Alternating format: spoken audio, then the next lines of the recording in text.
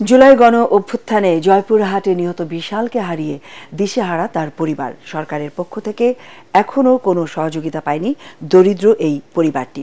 এই অবস্থায় বিশাল হত্যার সুষ্ঠু বিচারের পাশাপাশি রাষ্ট্রীয় মর্যাদা ও সরকারি সহযোগিতা চান নিহতের পরিবার ও এলাকাবাসী।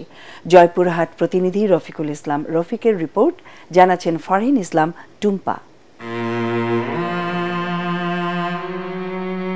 জয়পুরহাটের পাঁচবিবি উপজেলার রতনপুর গ্রামে শ্যালো মেশিন মেরামত করে সংসার চালান মজিদুল সরকার।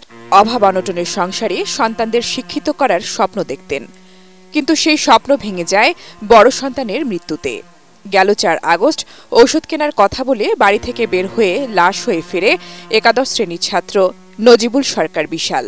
সেদিন শহরের 0 পয়েন্টে বৈষম্য বিরোধী ছাত্র আন্দোলনের মিছিলে গুলিবিদ্ধ হয়ে মারা যায় সে। এ ঘটনায় একটি মামলা করেছেন বিশালের বাবা। আমার ছেলে সহকারে যত ছাত্রছাত্রী নিহত হয়েছেন বা মারা গেছেন, তারা সকলেই যেন রাষ্ট্রভাবে শহীদের মর্যাদা পায়। যদি সরকার কিছু দিত তাহলে সচ্ছল দিন যেত। যখন যায় তখন আমাকে এটাই শুধু বলছে, আম্মু তোমার ছেলে কিন্তু মিথ্যা কথা বলে না এবং বলতেও চায় না। সে আমাদের মাঝখান থেকে হারাই গেছে। সকলে ওর জন্য দোয়া করবেন, সে যেন জান্নাত নসিব করে।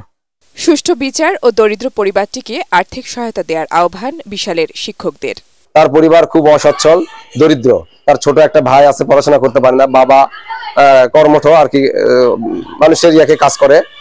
আমরা চাই সরকারের কাছে আকুল আবেদন এটা জানাই যে তার পরিবারকে যেন সরকার সহায়তা দান করে। সরকারি সহযোগিতার আশ্বাস জেলা প্রশাসনের। তাদের যে ব্যক্তিগত সমস্যা আছে, আমরা তাদের জমি জমার চাহিদা আছে, বাড়ি নাই, ঘর নাই, বাচ্চার স্কুলে লেখাপড়ার, তো এই বিষয়গুলি আমরা আমাদের প্রশাসনের তরফ থেকে অলরেডি আমরা পাঁচবিবির এতে আমাদের বিশাল যে শহীদ হয়েছেন, বিশালের ঘর করে দেওয়া দরকার। আমরা সেটা আমাদের স্থানীয়ভাবে অর্থায়নে আমরা ঘর করে দিচ্ছি। আর্থিক সহায়তা সহ বিশালকে শহীদের মর্যাদা দেওয়ার দাবি তার পরিবার ও স্থানীয়দের। Bureau report, ATN Bangla.